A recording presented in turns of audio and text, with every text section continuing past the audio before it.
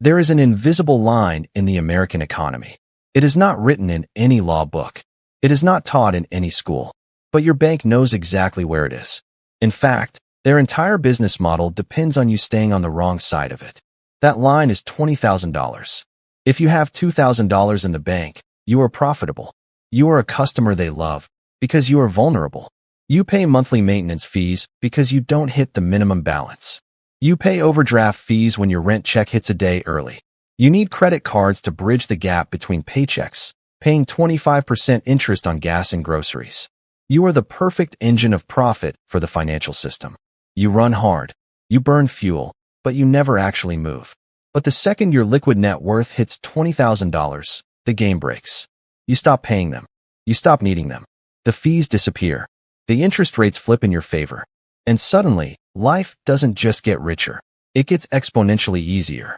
In the next 13 minutes, I'm going to show you the dark math behind the 20K freedom threshold, why the banking system is engineered to keep you below it, and the exact 3-phase cheat code to cross it fast so you can finally stop playing their game and start playing your own.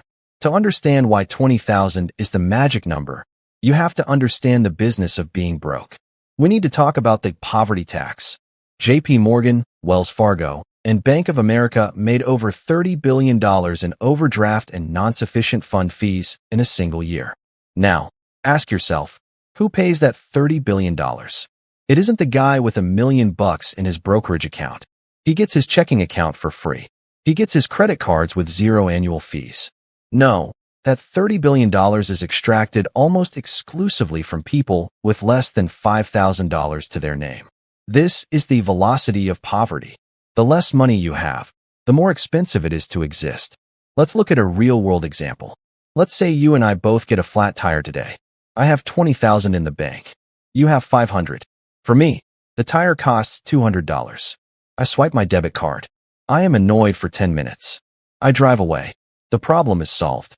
The cost was exactly $200. For you, that same tire is a crisis. You don't have the cash, so you put it on a credit card. But you're already maxed out, so you go over your limit. Boom, $35 over-limit fee. You can't pay the balance off at the end of the month, so you pay the minimum. The interest kicks in at 25% APR. 6 months later, you are still paying for that tire. That $200 tire ended up costing you $450. This applies to everything. Car insurance? If I pay 6 months up front, I get a 20% discount. You have to pay monthly, so you pay the poor tax premium. Tooth cavity? I pay $300 to fill it today. You wait because you can't afford it. 6 months later, it's a root canal that costs $2,000. The system penalizes you for lack of liquidity. It is a constant headwind pushing you backward. The bank loves this. They want you in this cycle. They want you fragile. Because fragile people are profitable people. If everyone in America woke up tomorrow with a $20,000 buffer, the predatory lending industry, the payday loan industry, and the credit card interest industry would collapse overnight. They literally need you desperate to keep the lights on. But something weird happens at $20,000. This isn't rich money. You aren't buying a Lamborghini. You aren't retiring in the Hamptons. But in terms of physics, it is the most powerful money you will ever earn. I call this the mini FU money. Think about your job right now. Why do you put up with a toxic manager? Why do you answer emails at 9 p.m. on a Saturday? Why do you accept a 3% raise when inflation is 4%? You do it because you are terrified. You are terrified that if the paycheck stops for even 2 weeks, the lights go out. You are negotiating from your knees. Your employer can smell the fear on you. They know they own you. Now, imagine you have $20,000 sitting in a high-yield savings account. That is roughly 6 to 9 months of survival expenses for a single guy. Suddenly, the dynamic flips. When your boss screams at you for something that wasn't your fault, your heart rate doesn't spike. You don't panic. You look at him, and you calmly explain why he is wrong. Why? Because you know that you could walk out that door right now, unemployed, and you wouldn't even have to change your lifestyle until next Christmas. That quiet confidence changes everything. It changes your body language. It changes your tone of voice.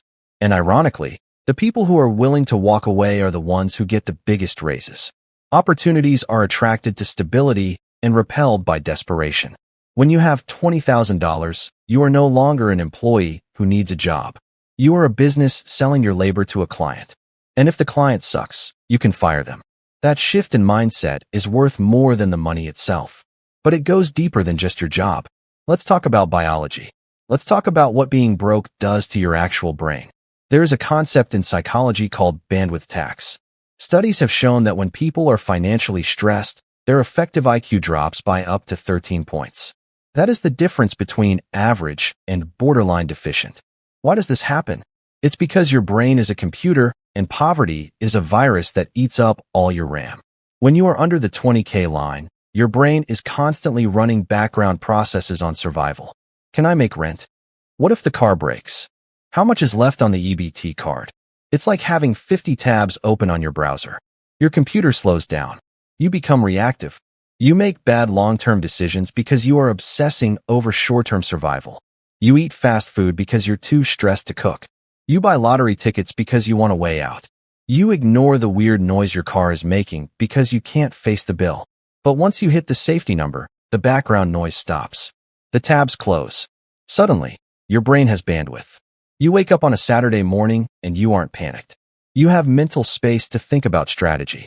You start seeing things you missed before. Hey, I could buy that beat-up Honda for $5,000 cash, fix it up on the weekend, and flip it for $7,000. You couldn't see that opportunity before because you didn't have the cash to buy it, and you didn't have the mental energy to fix it. Hey, the stock market just crashed 20%. Everyone on the news is panicking. When you are broke, a market crash is a threat. It means you might lose your job. When you have $20,000, a market crash is a discount. You have cash. You can buy the dip. This is the ultimate divide. Below 20K, volatility is a crisis. Above 20K, volatility is an opportunity. This is why the rich get richer. It's not just that they have more money. It's that they have the liquidity to act when everyone else is frozen by fear. So, if the math is this obvious, if life is objectively better, cheaper, and less stressful at $20,000, why do 60% of Americans not even have $1,000 saved? It is not just because wages are low. Wages are low, yes. But I know people making $80,000 a year who are still broke. The reason is the comfort trap, also known as lifestyle creep. Most people treat money like oxygen. If more comes in, they breathe deeper. They expand to fill the available space. You get a promotion? You finance a new car. You get a bonus? You upgrade to a luxury apartment with a gym you never use. You are running faster, but you are staying in the exact same spot on the treadmill. The bank loves high-income, low-net-worth people. These are their favorite cattle. You make enough money to qualify for the big loans, but you have zero net worth, so you never pay them off. You are purely an instrument of yield for the bank. You are generating interest payments for them every single month until you die. To escape this, you have to do something radical. You have to declare war on your own lifestyle. You have to build the fortress of solitude. So how do we get to 20,000 fast? I am not talking about skipping lattes. That is amateur advice. I am talking about a structural re-engineering of your financial flow. Here is the three-phase escape plan to hit $20,000 in record time. Phase 1, the hemorrhage stop. You cannot fill a bucket that has a hole in the bottom. Before you save a dime, you need to audit your stupid tax. Go through your last 3 months of bank statements. Look for the recurring subscriptions you forgot about. Look for the insurance you haven't shopped around for in 3 years. Look for the dining out that you don't even enjoy. Be ruthless. The goal here is to find an extra $300 to $500 a month that is currently being lit on fire. That money is your seed capital. Phase 2, the silent account. This is the most important step. Most people fail to save because they keep their savings in the same bank as their checking account. They log in to check their balance. They see the savings, and they think, oh, I have money. Then they spend it. You need to create artificial scarcity. Open a high-yield savings account at a completely different bank. Do not get a debit card for it. Do not download the app on your phone. Do not save the password in your browser. Make it annoying to access. Then, set up a direct deposit with your payroll department. Have 20% of your paycheck sent directly to this silent account before it ever hits your main checking. You will never see it. You will never touch it. For the first month, you will panic. You will look at your checking account and feel broke. Good. That pressure is necessary. That pressure will force you to innovate. It will force you to cook at home. It will force you to say no to the bar tab. But in the background, invisible to you, the fortress is building. Phase 3, the income sprint. You cannot save your way to wealth if your shovel is too small. Once you have stopped the bleeding and automated the savings, you need to accelerate. For a period of 12 months, you need to go into monk mode. Pick up a side hustle. Drive Uber on Friday nights. Sell the junk in your garage on eBay. But here is the rule. Every single penny of extra income goes to the silent account. You do not use side hustle money to buy beer. You use it to buy freedom. If you do this, if you cut the waste, hide the money, and sprint on income, the math starts to work remarkably fast. Let's say you take home $3,000 a month. You save $600, that's 20%. Then you make an extra $400 on weekends. That's $1,000 a month. In 20 months, you are there. Less than 2 years. But it usually happens faster, because once you see that balance grow to 5,000, then 10,000, it becomes addictive. You start finding ways to save more. You start getting obsessed with the progress. And then, one random Tuesday, you log into that annoying, hard-to-access bank website. And you see it. 2, 0, comma, 0, 0, 0, $20,000. The feeling you get in that moment is hard to describe. It's like taking off a heavy backpack that you didn't realize you were wearing for 10 years. The chains fall off. The noise stops. You aren't just a generic employee anymore. You are a sovereign entity. The bank has lost a victim. And you have found your freedom. Getting to 20,000 is the hardest fight you will ever win. It requires sacrifice. It requires looking like a loser to your friends for a year because you aren't going out to the expensive dinners. It requires driving the old car when you could technically afford the lease on the new one.